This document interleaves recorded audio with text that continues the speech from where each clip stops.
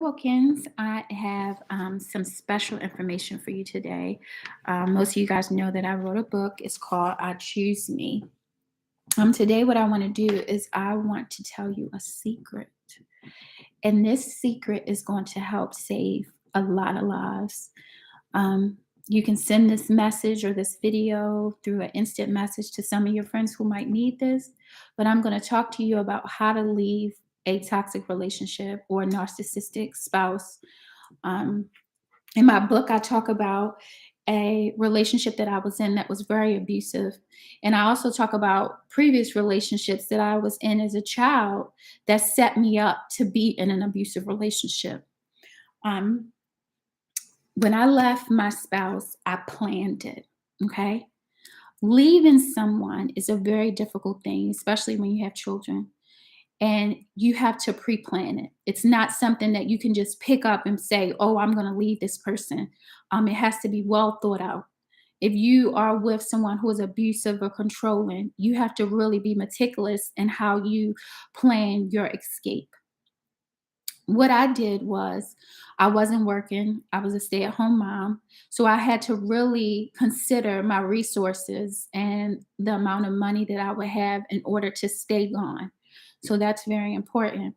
A lot of times when you're trying to leave someone, you're looking for outsiders for help. You're looking for family and friends. You're looking for people in your corner that can be supportive.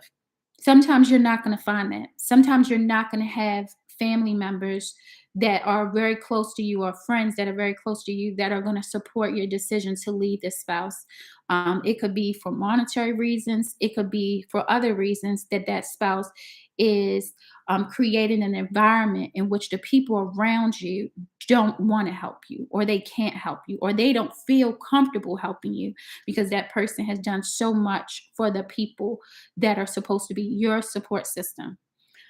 For me, my support system that I turned to was God. Um, I one day I went into the mirror and I was looking at myself. And after talking to some other people in my life that I was hoping to get emotional and mental support from, I didn't have anyone at the end of the day. And a lot of women wouldn't have left because they didn't feel like they were strong enough to leave. But if you have been through abuse for a number of years or a number of months, you're a strong person. Believe me, you're not a weak person. You're a very strong person because it takes a lot of willpower to stay with someone who's constantly beating you down on a daily basis. Um, what I did was I looked in the mirror and I said, I'm leaving. I said it, and I felt like as soon as I said it, I heard a voice in my head. And I believe that voice was God, the Holy Spirit speaking to me, guiding me, telling me what to do. And I made that decision. I didn't have to announce it to the world. I made a decision to myself that I deserved better than how I was living. And a lot of people, it would have been hard or difficult for them to leave because they, for myself, I grew up in a humble beginning. I grew up in Baltimore. We lived in the city at times, we lived in the county. So, when you're getting spoiled and having some of these things that are materialistic for someone who didn't grow up having those types of things, it makes you stay in that situation and you don't feel like you're going to get better. And some people around you who you love dearly will tell you that you're not going to get any better than that. And that is a complete lie. Let me tell you. So what I did was that once I made that decision, it seemed like a flood of information started coming through my head. And I believe it was God. I believe I give it all to him for the glory. That he was telling me things to do. So what I did first is I went ahead and I got some books. I started reading books about controlling relationships and how women got out of these controlling relationships, women who were being oppressed by their husbands, etc. So when I started reading the book, I did it like any other assignment I do with school. I researched it, and I started seeing information telling me that you need to save money, and whatever you think is the amount of money that you think is a good amount, you need even more. For me, I started selling things that I had in my house on eBay to give me money. I had access to credit cards and things like that, but I didn't have access to a lot of cash. A lot of situations in which you don't work, You don't even realize or understand that the narcissistic spouse that you're with, they don't want to give you cash because they don't want you to save your money. They don't want you to have your own money. A lot of times you get yourself in these type of situations when you don't work. When you're a female, you don't work, you give a lot of power and control. Vice versa. If you're a man and you live with a woman, you notice that she handles you a little bit differently when you're not the working force in the household. So that person speaks to you differently. That person controls you through material things. And a lot of times you'll notice that you get things when they do something to you. So it's kind of like a reward punishment type thing. I'm going to punish you and then I'm going to reward you for going through the punishment and not saying anything. Um, so I went and I researched. I started looking for books. I started selling some things for cash. The person I was with did also have a lot of money, so I was able to, when I did get cash or when I saw an abundance of cash, it wasn't a big deal to that person. I took some of it and I saved it. I started to use the credit cards and I bought gift cards. I bought gift cards at stores and I saved those gift cards for when I left. Because I had access to credit cards, I took it and started to get the things I needed, comforter sets, towels, washcloths, things like that, that I would need once I moved into my new place because I needed to have everything prepared before my exit. When my daughter was in school, I got a storage compartment, and every time I dropped her off in preschool, I would take the stuff out the trunk and I would put it in my storage compartment. So a lot of times I wasn't able to drive without having the kids in the car. So I had to always take my children everywhere I went. So the night before, I would put things in the garage and then I would load them up in the morning in my car without my spouse knowing about it.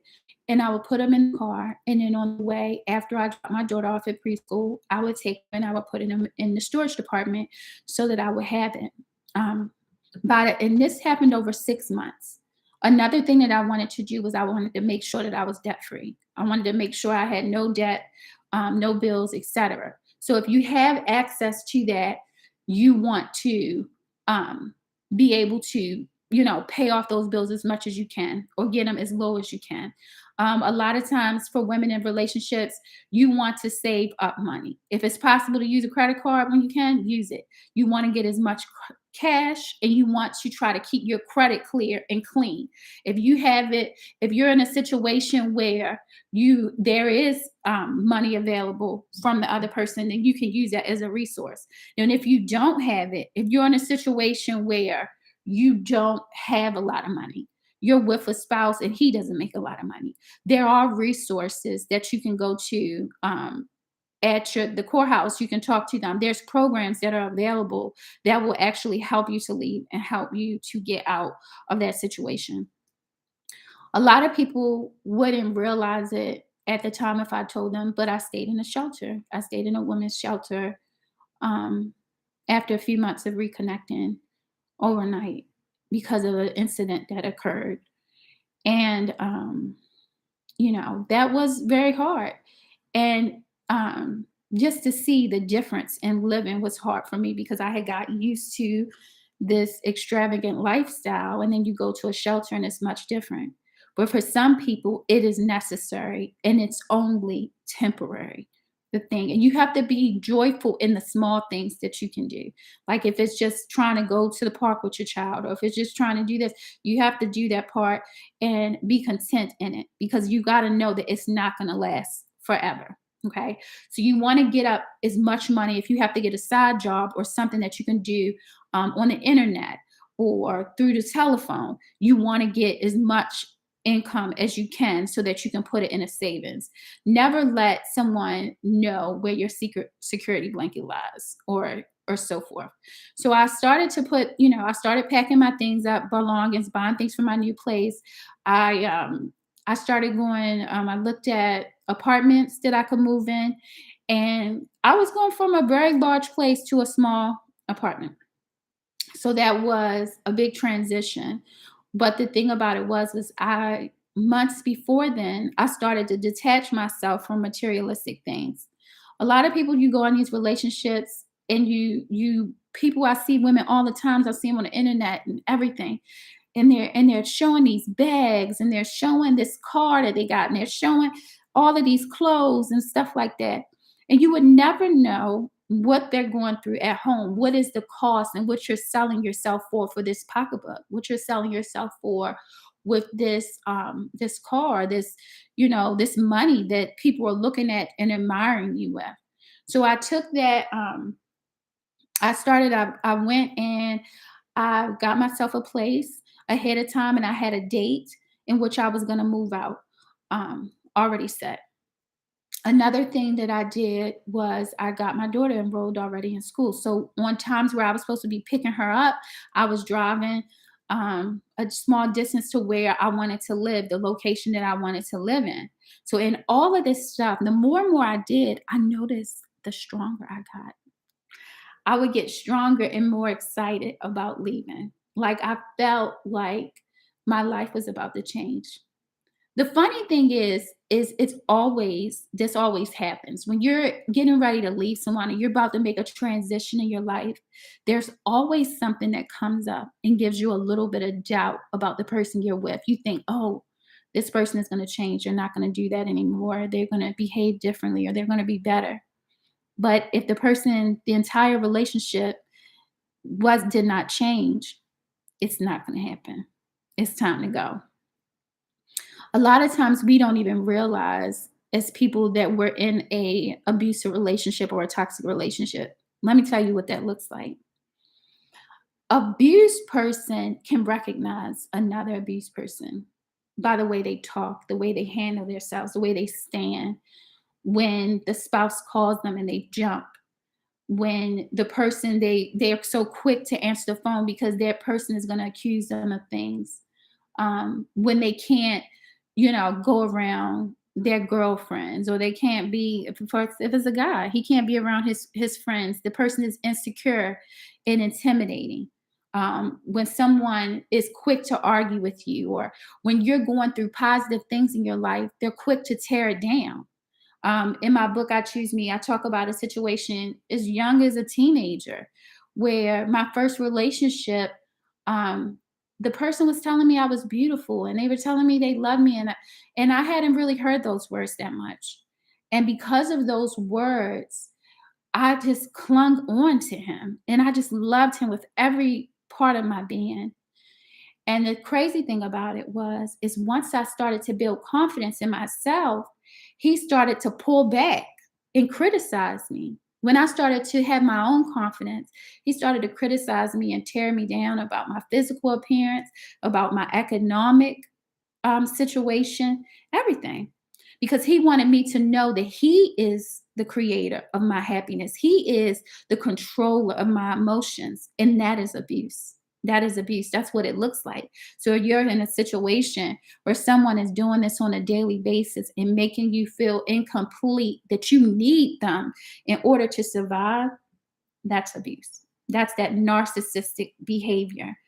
Um, Yelling at you, demeaning you, disrespecting you, they will do behind the closed doors. And then in front of everybody else, they'll be happy and they'll be quiet and they'll be loving towards you. And then your friends, they think, oh, she is the best man in the world. But a lot of times when them doors are closed, nobody knows what you're going through. Um, when I sit up there, I started to plan. I started to get myself together emotionally. I knew that a lot of things that I held on to that were secure to me were going to be taken away. And I prepared my mind for that. Prepared my mind that my car would look different. My income would look different. The place I lived would look different. How I dressed would be different. How I acted would be different. And I prepared myself for those differences and accepted them, you know. I didn't feel like I had a lot of support, but I made that support through God, and I made that support through my religion, and I read up on it. And I did, have someone who I could confide in. Be very careful about who you confide in. Be careful, because a lot of times that person that you confide in can be the person that tells your abuser that you're leaving, that you're not going to be there. So you want to be very careful and strategic. If you need to take a defense class, take that defense class whenever that person is sleeping, whenever that person is away at work. Take that self-defense class, because you might have to use that in the end when it's time to leave. Um, In my book, when it comes out, people read it. It's a lot of parts in there that I am not I am very fearful of them getting out and fearful of the judgment and things like that and what people will think of me. But I feel like this book is necessary because it's going to help a lot of women. It's going to identify so many things that you never even realized that you've been through in your life and what got you to this point. And it's going to be a way to escape and to get out of that situation or just to live a purposeful life, and know that you are important and you are accounted for and you are loved, and that you can be a whole person. You don't have to depend on relationships to get what it is that you feel like you're missing. Okay. So the things that I want you to remember is I want you to remember that you need to research it. You need to come up with some income that you will have for yourself, whether it is doing something online, doing something over the phone. If you can't work, if somebody's monitoring you leaving, save up your money so that you can be able to escape. Read about it, read stories. I have this book that's coming out. I'm sure it's other things online that you can read. Delete your files. A lot of times I had to delete what I was doing. My spouse didn't want me to get a job, so I couldn't leave out my computer or anything that would leave a trail. If anything, any papers or things that said anything about the apartment that I was living in, I hid them in the inside of my truck that I had. Anything telling what I was doing. Behave normally. My behavior, the things that I did, I tried to be careful. For me, I was in the last bits of getting my doctorate degree, and it pushed me to work harder. Sometimes when you're going through something in your life, use that as your motivation to motivate you and to go stronger. I think sometimes people don't realize that when you have babies, it changes your mindset about a lot of things. It makes you put up with things that you would never normally put up with because of your children. And trying to take them out of their comfort zone and their environment is very scary for you. But the thing about it is that it's going to save their life. It's going to save them from being in a similar situation. It's going to show them some difference, or it's going to show them that when someone treats you like this, that you don't have to stay, that you can leave. um, that's what it's going to do. And sometimes when you think that you have to be together with someone because you have kids, that's not the case. You don't have to. If you're not being treated correctly, if you're not being respected in your household, you need to leave the person that you're with.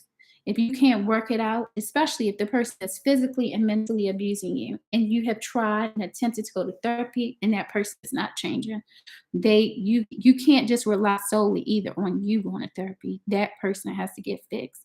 You can't fix yourself and think that you're going to still survive in a toxic relationship, because you're not. So, did the research, save money, take a self-defense class and sit in case you need it. The day that I left, it did not go as planned. I had to leave 3 days earlier than my apartment was ready. Be ready for those type of situations. I also had a situation in mind where my father died right before I was supposed to leave. About maybe a week before I was supposed to leave, I had to bury him. So that was extremely hard. And it's almost like I thought that was my one of my main supporters in me leaving. So that was just kind of weird because it threw me off on a loop. It made me think, well, maybe I'm not supposed to leave, or maybe I should stay. But I thought about that person. I thought about what they wanted from me. And I thought about how they motivated me. And I heard his voice so clearly telling me that this is what you have to do. I had a lot of death, honestly, during that time. Some things, it's almost like the devil will try to detract you and prevent you from leaving, because the devil, he doesn't want you to be happy. He doesn't want you to get out that situation. He wants you to stay being abused. He wants you to be at your wits' end and feeling like you have no way out. So don't worry. Let me tell you, the things that you go through, they will be replaced. They will, and you will be living in abundance. That short amount of time, I went through a lot. I went through having a business, losing it. I went through everything being taken away from me, everything that was given. I went through being on the verge of being homeless. changing my whole career around, completely losing my entire savings account, depleting. But let me tell you, I got all of those things back and more. And what made it even better is that it's in my name. It's in I own it. Nobody has to control me. I'm the creator. I'm the of my happiness. And that's what you're going to be looking for when you try to leave a relationship. Um, if you see a friend of yours, I want you to share this with the person. You don't have to say anything. Send it to them through instant message. Send it through them through a text message if it can, download an email. You know, people, you have a hint, you have a clue, you sense something is off with this person and their relationship, and you can be saving their life. We see people, but we don't say anything. We don't mention it because it's not our place. And a lot of women stay because they have no clue as to how to leave. But there is support system. There are people that you can talk to about it for just domestic abuse. You can look it online. You can look at your local places to see how it is that you can get help. So I wanted to share this with you guys. I put it in my book, very vulnerable part of my book. But I felt like it was very important for me to tell you guys this because I listen to so many women and hear so many stories, and a lot of us stay, and we don't feel like we have the courage to leave. So please share that. I can't wait to be able to show you this book and have it ready for you guys to read, and the stories and what you'll learn from it. Each one has a questions at the end of the chapter, so you can discuss it and a journal through your life. It covers everything. So I wanted to share this gem with you, and I want you to choose you, love you, embrace you. And if you need to let it go, let it go. Move on. You'll be better for it. Okay. All right. Bye bye.